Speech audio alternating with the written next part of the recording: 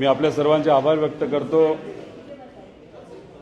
मुंबईमध्ये महाराष्ट्रामध्ये जो पेपर लीक झालेला आहे, MPSC आयोगाच्या माध्यमातून जी परीक्षा घेतली गेली त्याच्याबद्दल काही गोष्टी मी आपल्याला सांगणार आहे। तुम्ही मोठ्या संख्येने आलात त्यासाठी आपल्या सगळ्यांचे आभार। म्हणजे हा विषय आणि हा शब्द आपण सर्वांनी अनेक दिवसांपासून ऐकलेला असेल। पुढे आता नीटचा पेपर महाराष्ट्रातून लीक झाला हे आपल्या सगळ्यांना माहितीच आहे। त्याच्यात CBI इन्क्वायरी झाली, बरेच काही लोकांना ताब्यात घेतलं। त्यानंतर टीटचा पेपर काही महिन्यांपूर्वी लीक झाला। आता ड्रग्ज इन्स्पेक्टरचा पेपर लीक झाल्याची माहिती समोर येत आहे, जी मी आपल्या सर्वांसमोर मांडली। आता सगळा काळा अध्याय पेपर फुटीचा महाराष्ट्राचा म्हणजे 2026ला TETचा 27 जून 2026ला पेपर लीक झाला। नीटचा आपल्याला माहिती, SRPF मध्ये 2026 मध्ये झाला। SEC केमिस्ट्री 24ला जलसंधारणचा फुटला। त्यानंतर सार्वजनिक बांधकाम विभाग 23ला। त्यानंतर कोतवाल भरती म्हणजे कोतवाल भरतीचा पेपर सुद्धा महाराष्ट्रात दुर्दैवाने त्या ठिकाणी लीक होतो। त्यानंतर महाजनको तलाठी भरती, पुढे तर मी डिटेलमध्ये याच्यामध्ये जाणारच आहे।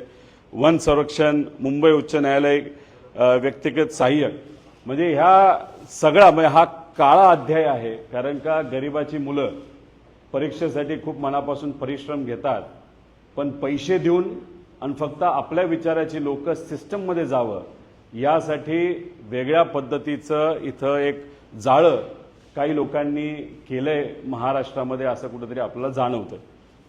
आता मी तुम्हा सर्वांना FDAच्या अंतर्गत औषध निरीक्षक याचा जो पेपर फुटला होता याच्याबद्दल काही गोष्टी सांगणार आहे। एक तर औषध निरीक्षकचं काम काय असतं आपल्या सगळ्यांना माहिती आहे। FDAच्या अंतर्गत चांगला प्रामाणिक अधिकारी असेल, तुकाराम मुंडेंचं काम तुम्हाला सगळ्यांना माहिती आहे। अतिशय चांगल्या पद्धतीचं काम ते सुरू केलेलं आहे, पण ते वरच्या लेवलचे झाले। त्यांच्या खाली जर अधिकारी चांगला असेल तर तो चांगलंच काम करू शकतो, पण जर पैसे देऊन एखादा पेपर विकत घेऊन पैसे देऊन जर एखादा औषध निरीक्षक झालेला अधिकारी असेल तर एक तर तो पैसे वसूल करण्याचं पहिलं बघेल, त्यानंतर मग तिथं ज्या पद्धतीचं काम केलं गेलं पाहिजे ते त्याकडनं होणार नाही।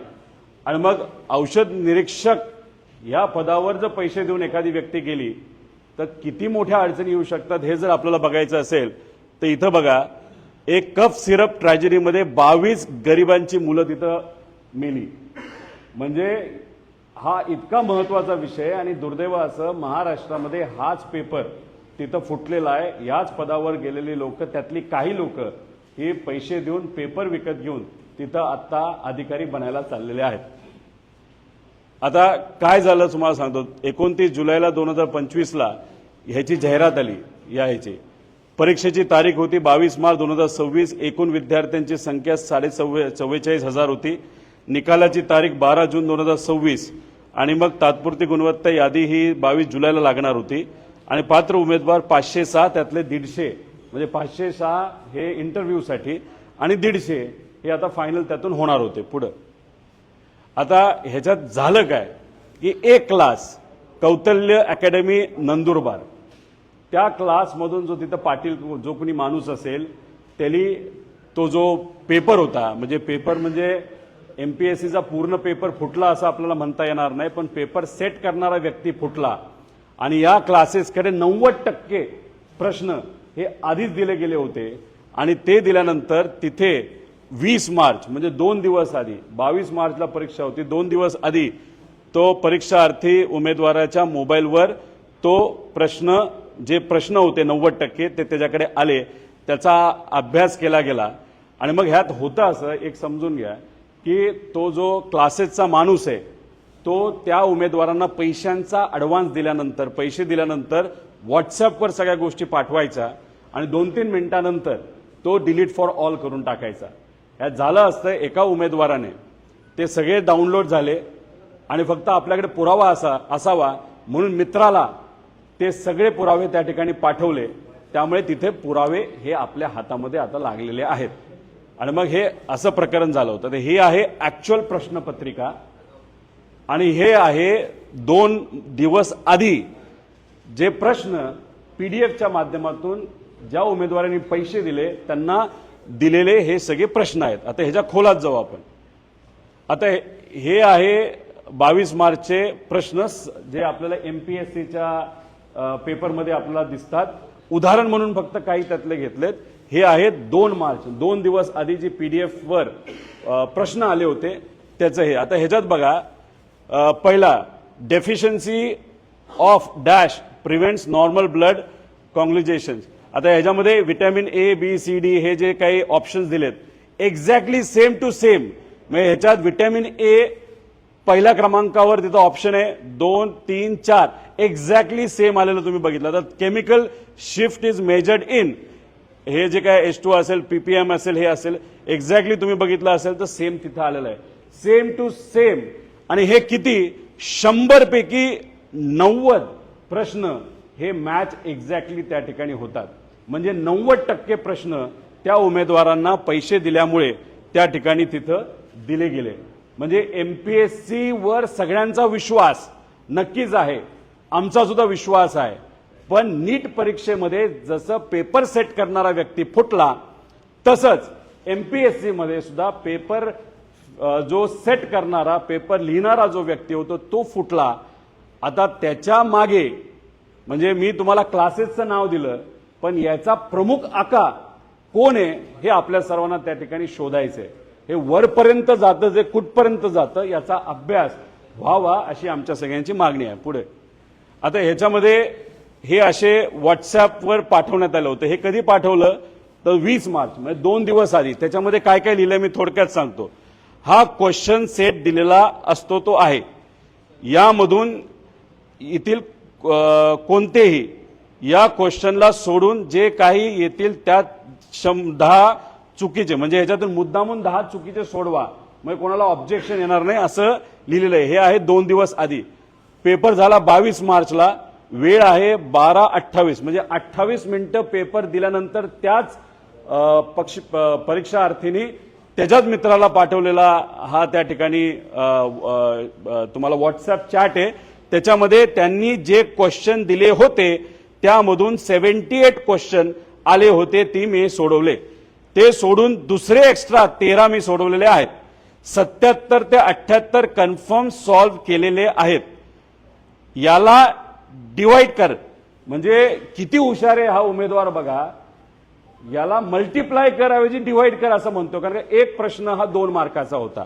म्हणजे समजा त्याला 70 जर त्याला पूर्णपणे सोडवले असतील तर त्याला 140 मार्क मिळणार. पण त्याला हे सुद्धा माहित नव्हतं आणि त्याची इंग्लिश सुद्धा तुम्ही जर वाचली त्याच्यावरनं कळेल तो उमेदवार किती हुशार आहे म्हणजे अकॅडमिकली. आता ह्याच्यात तुम्ही डिवाइड करायला सांगतो पण मल्टिप्लाय करायला पाहिजे जेणेकरून तिथं मार्क्स येतील. पुढे आता ह्याच्यामध्ये अजून एक बघा. एक नायब तहसीलदारची 2 मुलं आहेत. एक मुलगा आणि एक मुलगी आहे. मुलाचा रँक आहे 13वा आणि मुलीचा रँक आहे 16वा. हुशार असतील आम्ही काय म्हणत नाही पण मग हे पेपर लीक आहे का योगायोग आहे. मुलगा पण बसतो मुलगी पण बसते नायब तहसीलदारचं. आणि आम्हाला जे कळालेलं आहे की एका पेपरची किंमत या प्रश्नपत्रिकेची किंमत जो 2 दिवस आधी फुटला होता त्याची 12 लाख रुपयाची किंमत होती. 5 लाख ॲडव्हान्स आणि बाकी 7 लाख हे नंतर त्या ठिकाणी द्यायचे होते. आणि ह्याच्यात काहीतरी बार्शी कनेक्शन आहे. हे सगळे जे काही त्यातले बहुतांश उमेदवार आहेत त्याचा थोडासा अभ्यास आपण खोलात जाऊन केला तर कुठेतरी बार्शीचं तिथं कनेक्शन दिसतंय. आणि महत्वाचं काय कट ऑफ 105चा होता आणि 103 मार्क मिळालेल्या एका उमेदवाराला सुद्धा इंटरव्ह्यूला बोलवलं होतं.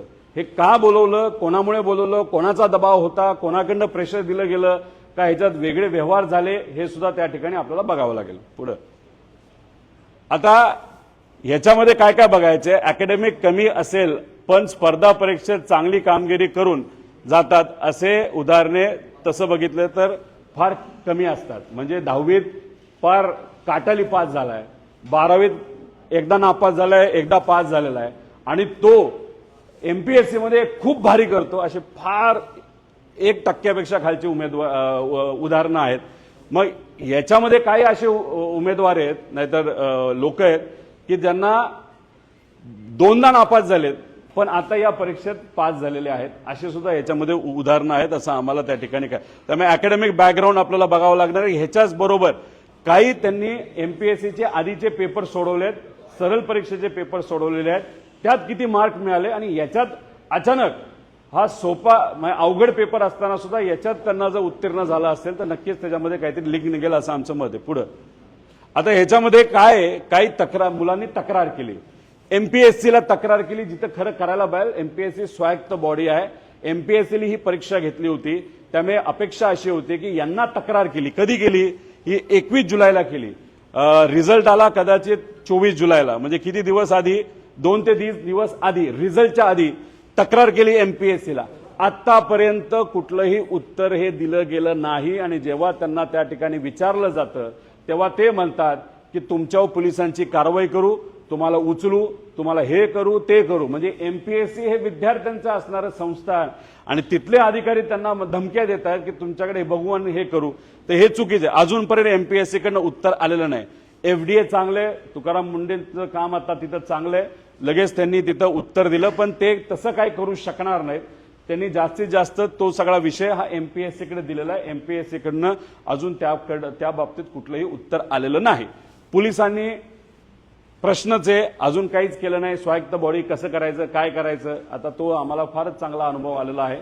अजितदादांच्या बाबतीत सुद्धा इथं सुद्धा तसंच काहीतरी झालंय असं आपल्याला म्हणावं लागेल. पुढं आता ह्याच्यामध्ये आमच्या मागण्या काय आहेत? आयोग आणि एफडीएने संबंधित प्रकरणी तात्काळ चौकशी करावी, तात्काळ एफआयआर दाखल करण्यात यावा, त्यानंतर स्क्रीनशॉटचे तात्काळ फॉरेन्सिक ऑडिट करण्यात यावं. म्हणजे तो जो पाटील कोण जे आहे कुठल्या तरी त्या अकॅडमीचा, सगळी त्याची डाउनलोड करावं लागतील, कारण बरेचसे त्यांचा संवाद तो डिलीट केलेला आहे. त्यामुळे डाउनलोड केल्यानंतर सगळी माहिती येईल. जो नंबर आम्ही देणार आहोत ते तुम्ही डाउनलोड करा, जो उमेदवार आहे जो पास झालाय त्याची तुम्ही तिथे डाउनलोड करा आणि ह्याची पूर्णपणे शहानिशा त्या ठिकाणी करण्याची जरूरत आहे. आता आम्ही लिहिलंय तर सीबीआयकडे तुम्ही तपास द्या, कारण सीआयडीकडनं अपेक्षा आपण करू शकत नाही. सीआयडीचा फार चुकीचा अनुभव आम्हा सगळ्यांना अजितदादांच्या बाबतीत त्या ठिकाणी आलेला आहे. आणि दोषींवर आणि संबंधित अधिकाऱ्यांवर तत्काळ कारवाई करावी. पूर्ण चौकशी झाल्याशिवाय फायनल रिझल्ट आणि जॉईनिंग देऊ नये अशी आमच्या सगळ्यांची त्याच्यामध्ये मागणी. याच्यात काही प्रामाणिक मुलं आहेत ज्यांनी कष्ट करून अभ्यास करून पास झालेत, पण काही ठराविक लोकांनी पैसे देऊन पास झाल्यामुळे या सगळ्यांवर आक्षेप आम्ही सगळेजण त्या ठिकाणी घेत आहोत. पुढं आता ह्याच्यामध्ये तुम्ही बघा, म्हणजे आता तो विषय महत्वाचा होता. ह्याच्यात आम्ही तलाठी भरतीबद्दल बोललो होतो. तुम्हाला आठवत असेल, मी अनेक वेळा तो मुद्दा तुमच्या मदतीने सुद्धा लोकांपर्यंत मांडला होता, अधिवेशनात मांडला होता. आणि आम्हाला धमकी, हे त्यावेळेसचे जे रेव्हेन्यू मिनिस्टर होते विखे पाटील साहेब, त्यांनी धमकी दिली होती की रोहित पवारवर कारवाई करू, एफआयआर करू. बाकीच्या विषयात एफआयआर दुर्दैवाने होत नाही, पण माझ्यावर एफआयआर करायला हे मोठे मंत्री साहेब त्या ठिकाणी गेले होते. 25 ते 30 लाखाचा व्यवहार या तलाठी भरतीमध्ये एका पेपरमध्ये झाला असं आम्ही म्हणत होतो. त्याच्याच बरोबर आम्ही पुरावे दिले, कोट्यावधी रुपयाचा भ्रष्टाचार झाला, हे सगळं त्या ठिकाणी आम्ही सांगून, पण सरकारने आमचं ऐकलं नाही, आमच्यावरच एफआयआर करायला निघाले होते. मग आम्ही गेलो मुख्यमंत्री साहेबांकडे. मग मुख्यमंत्री साहेबांकडे गेल्यानंतर त्यांनी सांगितलं की आमच्याकडे पुरावे द्या. आम्ही दिले पुरावे, मुलांनी पुरावे दिले. पुढे घ्या ना, पुरावे द्या म्हणाले, आम्ही दिले पुरावे. पुरावे देऊन सुद्धा त्या बाबतीत काय नाही झालं. पण त्याच्यात तर एका कुठल्या तरी उत्तरामध्ये त्यांनी सांगितलं मीडियाली ह्या खोट्या बातम्या छापल्यात, मीडियावरच हक्कभंग आणायला पाहिजे असं त्यांनी त्या ठिकाणी सांगितलं. आता बघा, हे सगळं आम्ही मांडलं, आम्हाला वेड्यात काढलं, मुलांना वेड्यात काढलं, मीडियाला वेड्यात काढलं. पण पुढे जाऊन काय झालं बघा, पुढे घ्या. ही सगळी मुलं, त्यातली काही मुलं गेली मॅटमध्ये, आणि मॅटमध्ये गेल्यानंतर सुनावणी झाली, सगळे पुरावे त्या ठिकाणी बघितले, आणि सगळे पुरावे बघितल्यानंतर मॅटली सांगितलं की याच्यामध्ये 62 घोटाळेबाज तलाठी भरती घोटाळ्यात सापडले आहेत. म्हणजे याच्यात घोटाळेबाज सापडले म्हणजे पेपर हा फुटला होता. एका पेपरच्या पाठीमागे 40 ते 50 लाख रुपये दिले गेले होते, घेतले गेले होते. खूप मोठा भ्रष्टाचार त्या ठिकाणी झालेला आहे. 2 महिन्यापूर्वी हा निकाल मॅटली दिलाय. 3 महिने मॅटली या सरकारला दिलेले आहेत याच्यावर ऍक्ट करण्यासाठी. आणि त्यांनी हेही सांगितलं 62 पर्यंत हा विषय थांबणार नाही, याच्यापेक्षा जास्त आकडे असू शकतात, हे मॅटली सांगितलेलं आहे. मग मॅटली सांगितलं, आता पुरावा आम्ही देऊन तुम्ही मान्य करत नव्हता. आता फडणवीस साहेबांना आम्ही विचारतो, घ्या पुरावा आणि काय करता तुम्ही सांगा. ऑगस्ट एंड पर्यंत तुम्हाला या बाबतीतलं उत्तर द्यायचंय. जर ऑगस्ट एंडपर्यंत या बाबतीतलं उत्तर या सरकारच्या माध्यमातून जर दिलं गेलं नाही तर या सरकारला हे महागात पडेल. 10 लाख विद्यार्थी या परीक्षा त्या ठिकाणी देतात. हे 10 लाख विद्यार्थी रस्त्यावर आल्याशिवाय राहणार नाही. ऑगस्ट अखेरपर्यंत काय हे इन्व्हेस्टिगेशन करतात हे आम्ही सर्वजण तिथं बघणार आहोत. आणि थातूर मातूर इन्व्हेस्टिगेशन जर केलं गेलं, जसं थातूर मातूर उत्तर आम्हाला अधिवेशनामध्ये दिलं गेलं, मीडियामध्ये या सर्व नेत्यांनी त्या ठिकाणी दिलं गेलं, असं थातूर मातूर इन्व्हेस्टिगेशन या बाबतीत झालं तर मग हे या सरकारला महागात पडेल. जे कोणी लोक जबाबदार आहेत आणि खास करून आमची ही मागणी असू शकते की मंत्री जे त्यावेळेसचे होते विखे पाटील साहेब यांनी आमच्यावर एफआयआर करण्याचा त्या ठिकाणी विषय मांडला होता. आता हे सगळे पुरावे मॅटलिस्ट त्या ठिकाणी जर दिले असतील तर मग त्यांचा राजीनामा आज घ्यायला काय हरकत आहे, नाहीतर त्यांच्यावर एफआयआर करायला काय हरकत आहे, असं आमच्या सगळ्यांचं या विषयाच्या बाबतीत मत आहे. त्यामुळे आता टीईटी पेपर फुटी म्हणजे देवेंद्र फडणवीस साहेबांनी सांगितलं की टीईटीचा पेपर पहिल्यांदा हा महाविकास आघाडीच्या काळामध्ये फुटला, म्हणजे हे हास्यास्पद होतं. म्हणजे देवेंद्र फडणवीस साहेबांना शब्दाचा खेळ करता येतो असं कुठेतरी आपल्याला म्हणावं लागेल. खरं तर टीईटीचा पहिला पेपर 2018 मध्ये फुटला होता, तेव्हा ते स्वतः तिथं मुख्यमंत्री होते आणि परत आत्ताच्या 2 महिन्यापूर्वी तो तिथं फुटला होता. आता ह्याच्यामध्ये प्रतीश देशमुख, अभिषेक सावरीकर, शिक्षक उपसंचालक तुकाराम सुपे हे सगळे लोक आता जे 2 महिन्यापूर्वी पेपर फुटला त्याच्यामध्ये सुद्धा आहेत असं आम्हाला कळतंय. आणि हा जो सुशील खोडवेकर हा पण कोणाच्या संबंधित हे आपल्या सगळ्यांना बघावं लागलं. आणि अभिषेक सावरीकर हा कोणाचा पैसा मॅनेज करतो, कोणाच्या जवळ आहे, कोण त्याचे लाड पुरवतात, क्लिस्टर क्लिअर संबंध कोणाबरोबर आहेत हे खऱ्या अर्थाने आता आपल्याला बघायची आहेत. आणि अधिकाऱ्याचा मुलगा मंत्रालयामध्ये त्याचा मोठ्या प्रमाणात वावर होता. जेव्हा दुसऱ्यांदा टीईटी घोटाळा झाला म्हणजे 2 महिन्यापूर्वी, तेव्हा ह्यानी सगळे सोशल मीडिया अकाउंट हे एका रात्रीत डिलीट केले. तेव्हा आम्ही प्रश्न विचारला होता, याला तुम्ही का पकडत नाही, याच्यावर तुम्ही का चर्चा करत नाही, याचं इन्व्हेस्टिगेशन का करत नाही. पण याच्या मागे कोणतरी खूप मोठा व्यक्ती असं आपल्याला म्हणावं लागेल. नीट पेपर, महाराष्ट्राचा पेपर फुटला हे आपल्या सगळ्यांना माहिती. काय झालं, युवा जेव्हा रस्त्यावर येतो तेव्हा सरकारला अहंकार हा बाजूला ठेवून आता अहंकारी सरकारला झुकावं लागतं हे आपण सगळ्यांनी त्या ठिकाणी बघितलेलं आहे. पुढं एसआरपीएफचे डिटेल आहेत, त्याच्याशी पेपर फुटीचे जलसंधारणचे आहेत, हे सगळे डिटेल्स जर तुम्हाला पाहिजे असेल तर आम्ही देऊ. पुढं आता याच्यामध्ये आम्ही काय म्हणालो होतो की पेपर सातत्याने फुटत आहेत, तुम्ही पेपर फुटीसाठी कायदा आणा. आम्ही बोलून बोलून फार थकलो. आम्ही विनंती केली, देवेंद्र फडणवीस साहेबांना भेटलो, आम्ही गव्हर्नर साहेबांना भेटलो, आम्ही ह्यांना भेटलो, त्यांना भेटलो, अधिवेशनात बोलण्याचा प्रयत्न केला, पण आमचं कुणी तिथं ऐकत नव्हतं. आणि मग शेवटी जे आपल्या देशाचे प्रेसिडेंट आहेत त्यांनी एक अध्यादेश काढला की आता या देशामध्ये पेपर फुटीवर कायदा आला पाहिजे. आणि त्यानंतर आपल्या सरकारने एक थातूर मातूर कायदा आणला, त्याचं आम्ही स्वागत केलं. पण त्याच्यामध्ये बदल व्हावेत अशी आमची मागणी होती. कारण इतर राज्यातले लोक सुद्धा याच्यामध्ये असल्यामुळे त्याच्यात काही त्रुटी होत्या, त्या भरून काढण्यासाठी आम्ही त्यांना विनंती करत होतो. त्यासाठी आम्ही म्हणजे मी स्वतः प्रायव्हेट बिल आणलं होतं. आणि त्याच्यात मुद्दा काय होता, तर मुद्दा फास्ट ट्रॅक कोर्टचा होता. म्हणजे मोदी साहेब आज जे म्हणतायत या युवांनी आंदोलन केल्यानंतर, ते आम्ही आधी म्हणत होतो फास्ट ट्रॅक कोर्ट आणणं फार महत्वाचं आहे. पण अजूनपर्यंत आमचं प्रायव्हेट बिल प्रत्येक अधिवेशनामध्ये मांडलं जातं, पण त्याच्यावर दुर्दैवाने आम्हाला चर्चा करून दिली जात नाही. का? कारण का सगळ्यात जास्त पेपर कधी फुटले असतील जेव्हा भाजपचं सरकार आहे तेव्हा फुटलेत. आणि आज सुद्धा भाजप महायुतीचं सरकार असल्यामुळे त्यांना कुठल्याही परिस्थितीमध्ये ही जी काय जाळं त्यांनी विणलेलं आहे त्याच्यातून भ्रष्टाचार केला जातो, आपल्या विचाराच्या लोकांना बसवलं जातं. आणि सामान्य परिवारातल्या गरीब मुलं जे क्लासेस लावून कष्ट करून दिवसाला एक जेवण खाऊन जे शिकण्याचा प्रयत्न करतात, सरकारी नोकरीमध्ये जाण्याचा प्रयत्न करतात, यांच्यावर जो अन्याय होतो तो कुठेतरी या लोकांना तसाच चालू राहावा अशी कदाचित इच्छा असावी. आता हे परत एकदा हिवाळी अधिवेशनामध्ये मुद्दा येणार आहे. आता बघू त्यावेळेस आम्हाला त्या ठिकाणी बोलायला देतात का नाही देत. पुढं म्हणजे महत्वाचं काय की 45 लाख विद्यार्थी एमपीएससीच्या परीक्षा, वेगळ्या वेगळ्या परीक्षा तिथं देत असतात. एमपीएससी हे जे आयोग आहे हे अतिशय महत्वाचा, सगळ्यांचा विश्वास असणारा आयोग आहे. याचा पेपर जर फुटला असेल, नाही तर पेपर सेट करणारा व्यक्ती जर फुटला असेल, ते अतिशय घातक आहे. कारण का बहुतांश परीक्षा याच्यातून घेतल्या जात असतील तर विद्यार्थी आता टेन्शनमध्ये आहेत की येणाऱ्या काळामध्ये ज्या एमपीएससीच्या अंतर्गत परीक्षा घेतल्या जाणार आहेत त्याच्यामध्ये सुद्धा असाच जर भ्रष्टाचार झाला, असाच जर पेपर फुटला तर खूप मोठ्या प्रमाणात अन्याय होऊ शकतो। त्यामुळे या एमपीएससीच्या बाबतीत ही कीड कशी लागली याचा कुठेतरी त्या ठिकाणी अभ्यास हा आपल्याला करावा लागेल। आणि तिथे असणारे अध्यक्ष जे आलेत त्यांच्यावर आमचा आक्षेप नाही, आम्ही अजून काही बोलत नाही, फक्त चर्चा एवढीच आहे की ते अध्यक्ष नवीन आल्यापासून हे सगळे प्रकरणं का वाढलीत असा आमचा प्रश्न आहे।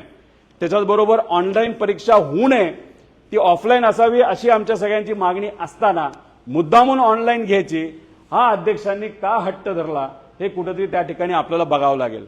अध्यक्षांच्या इतिहासामध्ये सुद्धा कुठेतरी जावं लागेल, त्यांचं कॉलेज कुठलं होतं, कोणाला ते सिनियर होते, कुठल्या कुठल्या डिपार्टमेंटमध्ये त्यांनी काम केले, कोणाचे ते ओएसडी होते पूर्वी, त्याच्याबरोबर जेव्हा ते आपल्या परिवहन विभागामध्ये होते त्यांचं प्रतिमा कशी होती, आयटी विभागामध्ये तिथं असणारा जो सेक्रेटरी असतील त्यांनी त्यांच्याबद्दल काय कंप्लेन, लिखित कंप्लेन या अध्यक्षांच्या बद्दल त्यावेळेस 2023-22 त्यावेळेस दिली होती का, याचा कुठं ना कुठेतरी त्या ठिकाणी आपल्याला अभ्यास करावा लागेल। कारण का असंच चालत राहिलं तर कर्णिक घोटाळा 97 मध्ये तो झाला होता आणि त्यानंतर कधीही एमपीएससी मध्ये कुणी ऑब्जेक्शन घेतलं नव्हतं, असं कुठंच चुकीची घटना घडली नव्हती। दुर्दैव असं 97 नंतर आता ही चर्चा सुरू झाली आणि पहिल्यांदाच 97 नंतर हा दुर्दैवाने एमपीएससीचा पेपर फुटलाय, हे अतिशय दुर्दैव आहे। आणि त्याचमुळे आम्ही सगळ्यांना सांगतोय की एमपीएससी मध्ये हे जे काय घडले ते फार डेंजरस आहे, याच्यावर दखल सरकारला, आयोगाला आणि सगळ्यांनाच त्या ठिकाणी घ्यावी लागेल। पुढे आता हे बोलत असताना मुद्दा एवढाच आहे की आम्ही एमपीएससीकडे म्हणजे आता एक तर तुकाराम मुंडे साहेबांना आम्ही 2 वाजता भेटणार आहे, एमपीएससीच्या कार्यालयामध्ये आम्ही त्या ठिकाणी जाणार आहोत। तिथं आता आम्हाला अध्यक्ष वेळ देतील, सेक्रेटरी वेळ देतील का तिथं वॉचमॅनलाच भेटावं लागेल हे आम्हाला सांगता येणार नाही, पण आम्ही एमपीएससीच्या कार्यालयाला पुढच्या काही तासांमध्ये त्या ठिकाणी जाणार आहोत। त्याच्याबरोबर हे जे काही तलाठी भरतीबद्दल आम्ही बोललो, ऑगस्ट एंडपर्यंत वेळ आहे, आम्ही तिथपर्यंत शांत बसू, त्यानंतर आम्ही शांत बसणार नाही। ऑनलाईन परीक्षेबद्दल आम्ही आक्षेप घेतलेला आहे, ऑनलाईन परीक्षेबद्दल आम्ही आक्षेप कशासाठी घेतलेला आहे, हा फक्त एक पेपर, एका परीक्षेचा एकच पेपर काढला जातो आणि तो पेपर सेट करणारा व्यक्ती फुटला, त्याला तो विकला पेपर असं आम्हाला त्या ठिकाणी वाटतं। पण जेव्हा ऑनलाईन परीक्षा घेतल्या जातात तेव्हा एका वेळेस त्या परीक्षा घेता येत नाहीत, त्यांना आपल्याला स्टेजेसमध्ये घ्यावे लागतात। एका दिवसाला 5 आणि 10 दिवस असेल तर 50 एक्झाम, म्हणजे एका 100 जर तिथं प्रश्न असतील दिवसाला ते 100चे होतात 500 आणि जर 10 दिवसची परीक्षा चालणार असतील तर ते होतात 5000 पेपर प्रश्न आपल्याला करावे लागतात। एकच प्रश्नपत्रिका अशा पद्धतीने फुटत असेल तर मग हे 5000 प्रश्न फुटायला किती वेळ लागेल। त्यामुळे ऑनलाईन परीक्षेला आमचा त्या ठिकाणी विरोध आहे, ऑफलाईनच परीक्षा व्हावी। कोणाचा कुणीही आला तरी एक गोष्ट सांगतो, या महाराष्ट्रातले युवा काही झालं, किती मोठी ताकद झाली लागली तरी ऑनलाईन परीक्षा घेऊन देणार नाही आणि त्या युवांबरोबर आम्ही भक्कमपणे त्या ठिकाणी उपस्थित राहणार आहोत, त्यांच्या पाठीमागे राहणार आहोत। आणि हा जो घोळ झालाय हा घोळ त्या ठिकाणी शोधलाच गेला पाहिजे आणि हा जर शोधला गेला नाही, 10 दिवसामध्ये जर त्या ठिकाणी एमपीएससी आयोगाने याच्यावर स्पष्टीकरण दिलं नाही, याच्यावर तपास जर केला नाही आणि घाई गडबडीने निकाल फायनल केला तर हे एमपीएससीला सुद्धा महागात पडेल, या शासनाला सुद्धा महागात पडेल। त्यामुळे पुढच्या काही दिवसांमध्ये एक तर या विषयासाठी, त्याच्याचबरोबर प्राध्यापक भरतीमध्ये सुद्धा काही प्रमाणात वेगळ्या पद्धतीचा घोटाळा त्या ठिकाणी सुरू होण्याची शक्यता आहे, तोही मुद्दा घेऊन ऑनलाईन आणि ऑफलाईन हा विषय घेऊन आणि अजून 1-2 विषय घेऊन आम्ही मुंबईत नाही तर पुण्यामध्ये एक फार मोठं आंदोलन नाही तर मोर्चा त्या ठिकाणी काढणार आहोत। त्याच्या आधीच सरकारने जरासं हुशार व्हावं, आयोगाला हुशार व्हावं आणि या विषयाच्या बाबतीत त्यांनी लक्ष घालावं अशी विनंती त्या ठिकाणी करतो। नाहीतर नीट परीक्षेच्या बाबतीत काय झाले हे नीट या सरकारला सरळ केलेलं आपण सगळ्यांनी त्या ठिकाणी बघितलेलं आहे। त्यामुळे एमपीएससीच्या विषयाच्या बाबतीत सुद्धा महाराष्ट्रातला युवा या सरकारला सरळ केल्याशिवाय राहणार नाही. धन्यवाद.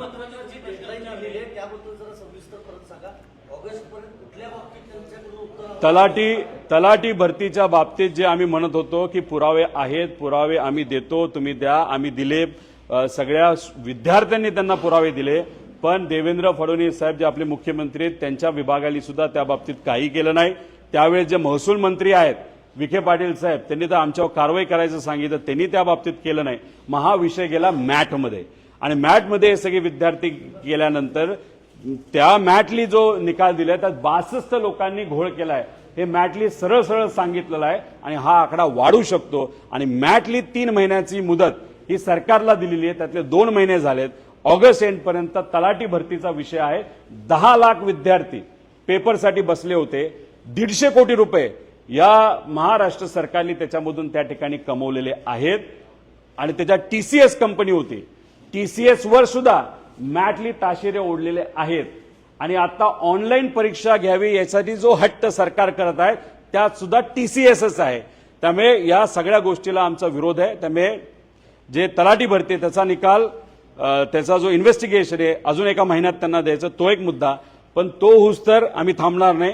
आम्ही या एमपीएससी परीक्षेमध्ये हा जो घोटाळा झालेला आहे औषध परीक्षेच्या बाबतीत, तिथं नक्कीच पुढच्या 10 दिवसामध्ये सरकारकडनं, आयोगाकडनं जर आम्हाला स्पष्टीकरण आलं नाही तर या विषयासाठी, ऑनलाईन ऑफलाईन परीक्षेसाठी, प्राध्यापक भरती विषयासाठी आम्ही 100% रस्त्यावर पुढच्या 10 दिवसामध्ये आल्याशिवाय राहणार नाही. तुम्ही प्रसाद लाड आणि भीमनवर नावाचे जे आपले एमपीएससीचे प्रमुख आहेत त्यांच्यावर हे सगळे आरोप करताय का? भीमनवर पेपरमध्ये आहेत असं तुमचं म्हणणं आहे का? आणि प्रसाद लाडाची कंपनी त्याचा देखील तुम्ही त्यामध्ये उल्लेख केल्याचं दिसतं. याच्यामध्ये जो टीईटी घोटाळ्यामध्ये प्रमुख आरोपी होता 2018चा, तो भाजपचा कार्यकर्ता आहे. भाजपमध्ये त्यांनी प्रवेश ऑफिशियली केलेला आहे, आणि त्याच्याचबरोबर अनेक वेळा मोठ्या मोठ्या नेत्यांबरोबर तो त्या ठिकाणी दिसलेला आहे. त्याचे आणि क्रिस्टल या कंपनीचे फार जवळचे संबंध आहेत, आणि बऱ्यापैकी त्याचे लाड त्या माध्यमातून त्या ठिकाणी पुरवले जातात.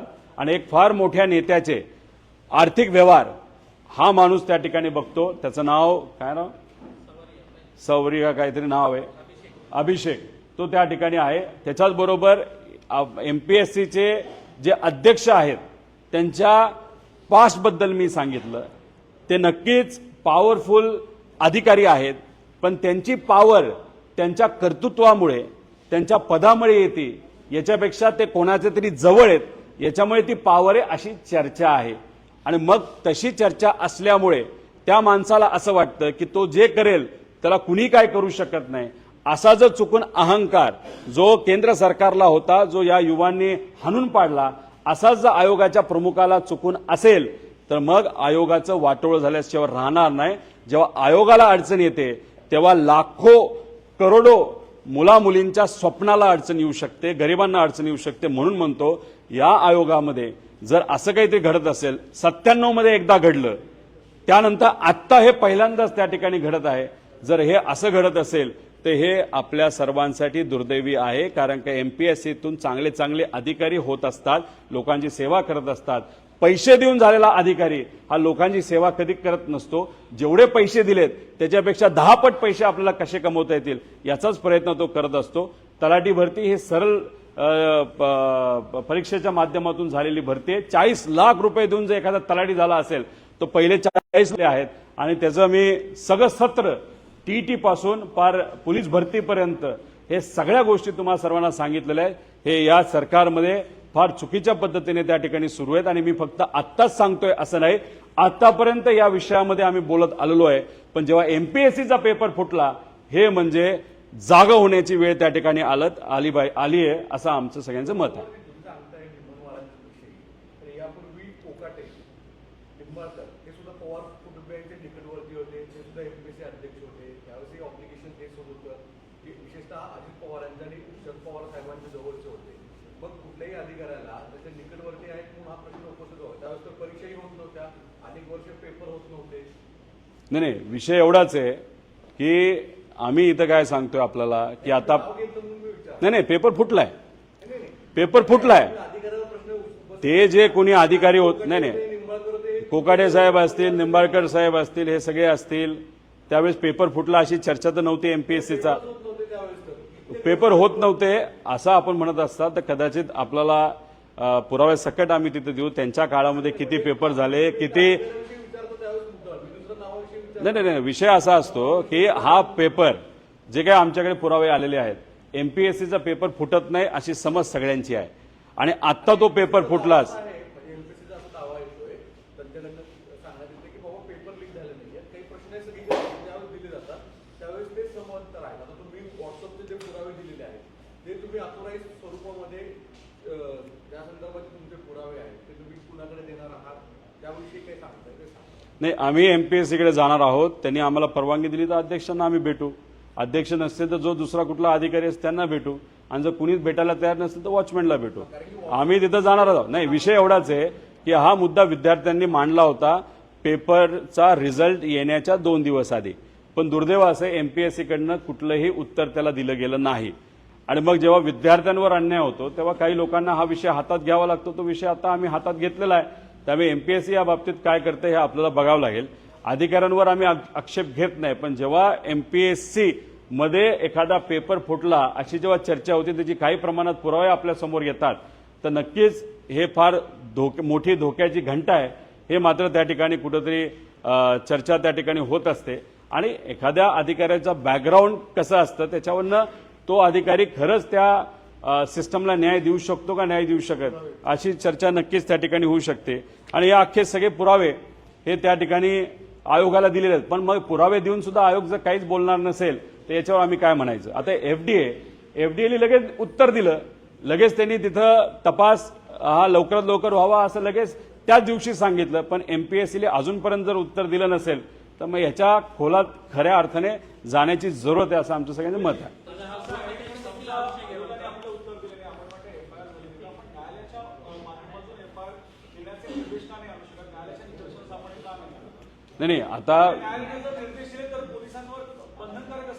नाही, आता आपल्याला एमपीएससीकडे एकदा जाऊन तुम्ही का उत्तर दिलं नाही हे नक्कीच त्या ठिकाणी आपल्याला विचारावं लागणार आहे आणि शेवटी काही नाही झालं तर आपल्याकडे दुसरा पर्याय नाही, आपल्याकडे न्यायालयामध्ये जावंच लागणार आहे.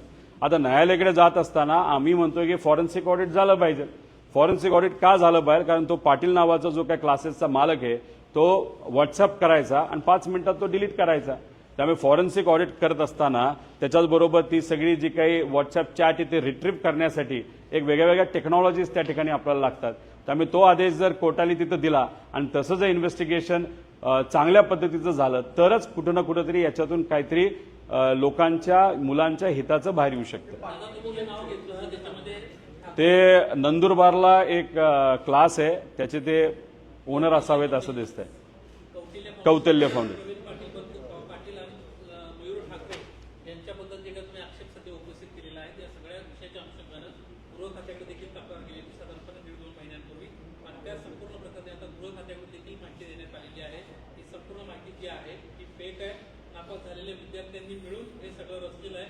लवकरच या सगळ्या गोष्टी ज्या आहेत त्या पुढे येतील अशा पद्धतीची माहिती देण्यात आली. आमचं तर म्हणणं आहे की लवकरात लवकर तुम्ही त्या ठिकाणी पुराव्यासकट एखादा पोलीस अधिकारी आला आणि मग नुसतं आपलं मोघम बोलला असं आम्हाला चालणार नाही. तुम्ही फॉरेन्सिक ऑडिट केली का, त्यानंतर तुम्ही चॅट रिट्रीव्ह केली का, चॅट रिट्रीव्ह केली तर कुठल्या एजन्सीकडनं केली, कशा पद्धतीने केली, हे सगळे पुरावे आम्ही त्या ठिकाणी मागणार आहे आणि त्यानंतरच आपण तिथं करणार आहोत. शेवटी कसं असतं की कुठल्या तरी व्यक्तीला वाचवण्यासाठी, आता तुम्ही जे म्हणाला की इथं फक्त 90% प्रश्न मॅच झाले, SRPF मध्ये तेच झालं होतं की तिथं 90% मॅच झालं तेव्हा कॅन्सल झालं होतं. तेव्हा इथं सुद्धा तसंच आपल्याला करायचं आमच्या सगळ्यांची मागणी आहे की इथं 90% प्रश्न मॅच होतील. मग कुठं ना कुठेतरी पेपर सेट करणाऱ्या व्यक्तीकडनं फुटला हेच मात्र त्या ठिकाणी आपल्याला कन्क्लूड करावं लागेल. 2 वाजता तुकाराम मुंडे साहेबांना आम्ही भेटणार आहोत. एमपीएससीचा तसा वेळ आम्ही घेतलेला नाही, बोलून बघू, नसेल तर आम्ही ऑफिसला जाऊन विनंती करू. जसं मुलं जाऊन तिथं पत्र देतात, वाट बघतात, वेळ मिळाली तर भेटतात, तसं आम्ही प्रयत्न करू. जर अर्धा 1 तास तिथं थांबून सुद्धा जर काय होणार नसेल तर आमच्याकडे असणारे पुरावे परत एकदा आयोगाला त्या ठिकाणी आम्ही देऊ.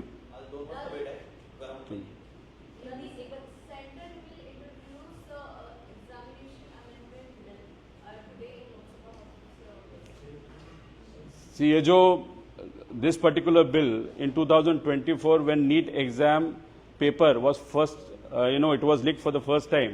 That time also Prime Minister sir had told the Parliament that we have already brought in a bill for Qaida in related to that. But then nothing happened. Now, if that bill is being tabled, so we'll definitely welcome it. Because, it has to be properly implemented. The person who is going to be heading that particular agency is also a well-reputed person. So what we feel is that definitely is a welcome step. But now there are other issues to it, wherein the leader of opposition, Mr. Rahul Gandhi ji, will definitely speak in Parliament about that issues. भविष्यात paper फुटी होऊन त्यासाठी task फोर्सची सुद्धा स्थापना करण्यात आली आणि याची घोषणा काल पंतप्रधान नरेंद्र मोदी यांनी केली असं वाटतं. नाही, बघा कसं असतं की बरेच कायदे बनवले जातात पण त्या पद्धतीने वागलं जात नाही. तसं बघितलं तर MPSC मध्ये सुद्धा कडक कायदे आहेत, MPSCला कसं वागावं, कसं काम करावं, पण तरी पेपर फुटलाच. आणि आम्ही सुद्धा राज्य सरकारला तेच विनंती करत होतो, फास्ट ट्रॅक कोर्ट असावं, त्याच्यानंतर तुम्ही पनिशमेंट जे आहेत, जे काही तुम्ही तिथं जबाबदारी फायनल झाल्यानंतर त्याच्यावर ज्या काही कारवाई तुम्ही करणार आहात त्या स्ट्रिक्टच्या स्ट्रिक्ट जास्तीत जास्त त्या ठिकाणी कराव्यात. पण दुर्दैव असं महाराष्ट्रात अजून म्हणजे कायदा आला पण तो इतका स्ट्रिक्ट नाहीये, त्याच्यातून बऱ्याच पळवाटा आहेत. पळवाटा असतील तर मग ही चोरी तशीच सुरू राहील. पळवाटा जेवढा आपल्याला कमी करता येईल तेवढा प्रयत्न त्या ठिकाणी झाला पाहिजे.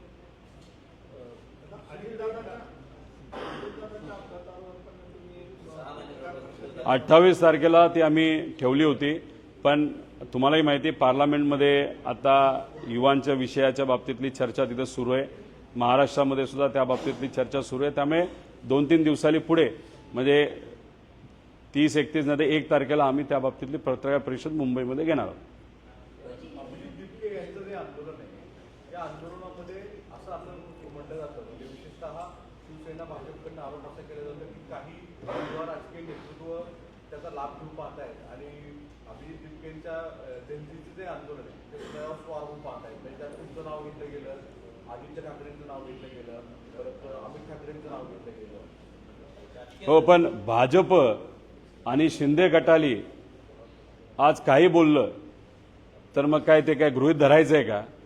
माझं एकच म्हणणं आहे की भाजप आणि एकनाथ शिंदे साहेबांच्या पक्षाली जे प्रभू श्रीरामांच्या मंदिरामध्ये 1300-1500 कोटीची चोरी झाली, ती चोरी होऊन सुद्धा जर ते गप्प बसत असतील, युवांवर लाठीचार्ज झाला तरी ते गप्प बसत असतील, नको त्या युवांवर दुर्दैवाने कारवाई त्या ठिकाणी केली गेली.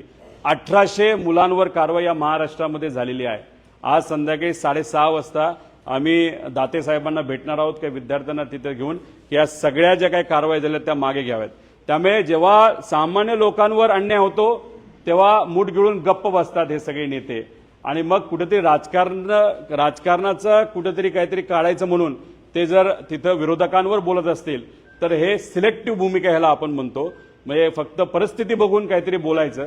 त्यामुळे अशा लोकांवर आम्ही जास्त बोलणं योग्य नाही. जे कुठलं आंदोलन झालं होतं या देशामध्ये ते फक्त युवांमुळे झालं होतं, विद्यार्थ्यांमुळे झालं होतं आणि जे काही यश मिळालंय ते जात पात धर्म पलीकडे जाऊन भारतीय म्हणून हे सर्व युवा एकत्रित आले, स्वतःच्या हितासाठी लढले आणि त्यांचा तिथं विजय झाला. पूर्ण क्रेडिट युवांना त्या ठिकाणी जातं. यवतमाळमधले एक शेतकरी आहेत राळेगावचे, त्यांना आत्महत्या केलेली आहे. आता जी कर्जमाफी झाली त्याच्यामध्ये नाव असेल अशी अपेक्षा होती. बँकेमध्ये ते गेले त्यावेळेस त्यांना कळालं त्यांचं नाव नाही आहे, त्यामुळे विष पिऊन आत्महत्या केली अशा पद्धतीने म्हणजे त्यांच्या कुटुंबाला. नाही, असं झालं असेल तर हे अतिशय दुर्दैव आहे. मला असं कळालं काही दिवसांपूर्वी 5000 शेतकऱ्यांची नावं डिक्लेअर केली. खरं तर त्यांनी प्रक्रिया अजून फास्ट करण्याची जरूरत आहे. या महिन्या अखेरपर्यंत सर्व शेतकऱ्यांना ती कर्जमाफी होणं हे अपेक्षित आहे. ते जर नाही झालं तर आम्हाला पर्याय राहणार नाही. आम्हाला परत एकदा शेतकऱ्यांना विश्वासात घेऊन तिथं आंदोलन करावं लागेल. जसा हा मुद्दा आहे कर्जमाफीचा, ज्यासाठी आम्हाला आंदोलन करावं लागलं, अधिवेशनात बोलावं लागलं आणि मग सरकारला शेतकऱ्यांच्या मागण्यांसमोर झुकावं लागलं. मान्य करून त्यांनी त्या सगळ्या अटी काढल्या, पण त्यांना लाभ देणं ते सुद्धा वेळेत देणं फार महत्वाचं आहे. त्याच्याचबरोबर धान उत्पादक शेतकऱ्यांना 2017ला शब्द दिला होता, अजूनपर्यंत तो पाळला गेला नाही. असे 1.5 ते 2 लाख धान उत्पादक शेतकरी आहेत ते सुद्धा अजूनपर्यंत सरकारकडनं वाट बघत आहेत. अधिवेशन टू अधिवेशन वाट बघतात, पण त्या बाबतीत अजूनपर्यंत काही झालं नाही. अधिवेशनात बोलत असताना हाही मुद्दा आम्ही त्या ठिकाणी मांडलेला आहे, पण दुर्दैव असं सरकारने अजूनपर्यंत त्याच्यावर सुद्धा कुठेही कारवाई केलेली नाही. नाहीतर त्याच्यावर सकारात्मक त्या शेतकऱ्यांना कुठं प्रतिसाद सुद्धा आतापर्यंत दिलेला नाही. त्यामुळे या महिना अखेरपर्यंत कर्जमाफी बिना अट कर्जमाफी जर सरकारकडनं झाली नाही तर मग शेतकरी शांत बसेल असं आम्हाला वाटत नाही. दादा, काल ज्या पद्धतीत जल्लोष मोर्चा झाला, या जल्लोष मोर्चावरनं महाविकास आघाडीचे नेते हे स्टेजवर पाहायला मिळाले, पण काँग्रेसचं कोणी नव्हतं आणि त्यामुळे कुठेतरी वेगवेगळ्या उलटसुलट चर्चा ज्या आहेत. काँग्रेसली अख्ख्या देशामध्ये माझ्या अंदाजाने 25 तारखेला हे कॅन्डल मार्च का असं काहीतरी मार्च त्या ठिकाणी ठेवला होता आणि त्या पद्धतीने प्रत्येक राज्यामध्ये तिथं तसं त्यांचं आंदोलन नाही तर जल्लोष तिथं झाला. आपल्याकडे 25 तारखेला एकादशी असल्यामुळे 26 तारखेला त्यांनी विविध ठिकाणी कार्यक्रम ठेवले होते. पुण्यामध्ये होता, मुंबईत होता, सगळीकडेच होता आणि त्यामुळे एकाच वेळेस एकाच विविध ठिकाणी नेते हे येऊ शकत नाही. म्हणून कदाचित ते काल तिथं युवांनी जे जल्लोष मोर्चा ठेवला होता तिथं ते येऊ शकले नसते. अभिजित बिबटे निमित्ताने महाराष्ट्रातला एक नेतृत्व जे घराणेशाहीच्या पलीकडे आहे, ते जनतेचं नेतृत्व करता ही चांगली गोष्ट आहे. कारण की परत एकदा तोच प्रश्न उपस्थित की राजकीय घराणेशाहीच्या मुलांना कायम नेतृत्वाची संधी मिळते, पण या निमित्तानं नवीन नेतृत्व तयार होत आहे. कॉन्ट्रॅक्टरची मुलं, त्यानंतर काही माजी अधिकारी, नेत्यांची मुलं मुली यांच्यापेक्षा जर सामान्य परिवारातून काही लोक पुढे येत असतील तर स्वागत करण्यासारखीच गोष्ट आहे. आणि घराणेशाही असणारे लोक जर कर्तृत्वान नसतील, लोकांसाठी प्रामाणिकपणे रस्त्यावर येऊन जर लढणार नसतील तर मग लोकांना त्यांचा फायदा काय. त्यामुळे लोकांनी ठरवावं कोणाला पुढे घेऊन जायचं, कोणाच्या पाठीमागे उभं राहायचं. ही लोकशाही आहे. या आंदोलनाचा फायदा हाच होता की जातीपाती आणि धर्माच्या पलीकडे जाऊन लोक देशासाठी, आपल्या राज्यासाठी, स्वतःच्या हक्कासाठी एकत्रित आले आणि ते रस्त्यावर आले. त्यामुळे जर अधिवेशनामध्ये काही गोष्टी होत नसतील, पार्लमेंटमध्ये काही गोष्टी होत नसतील, त्याचं कारण तिथं रिप्रेझेंटेशन करणारे जे लोक आहेत ते सामान्य लोकांचं रिप्रेझेंटेशन न करता कुठेतरी पैसे देऊन दबाव तंत्राले नाहीतर ईव्हीएमच्या वेगळ्या वेगळ्या काही गोष्टी करून हे सत्तेत आलेले दिसतात. त्यामुळे जिथं कुठं मी गेलेलो आहे, युवांशी संवाद साधलेला आहे, त्यांचं स्वागत केलंय, त्यांचं अभिनंदन केलंय आणि त्याच्याबरोबरच हेही सांगितलेलं आहे की मतदार यादीमध्ये तुमचं नाव नसेल तर तुम्ही नोंदून घ्या. SIRच्या विरोधात पण तुम्ही बोला, डिलिमिटेशनच्या विरोधात तुम्ही त्या ठिकाणी बोला, पण मतदान करा आणि चांगल्या लोकांना निवडून द्या. त्यामुळे 29ला जो व्यक्ती लोकांसाठी लढत नाही त्या व्यक्तीला लोक निवडून देतील असं मला वाटत नाही. त्यामुळे भूमिका घेत असताना स्पष्ट रस्त्यावर उतरून सामान्य लोकांची भूमिका घेणं महत्वाचे आहे. एकदा हिकडं आणि एकदा तिकडं अशा पद्धतीने भूमिका घेणारे लोकांना लोक पाठबळ देतील असं आम्हाला वाटत नाही.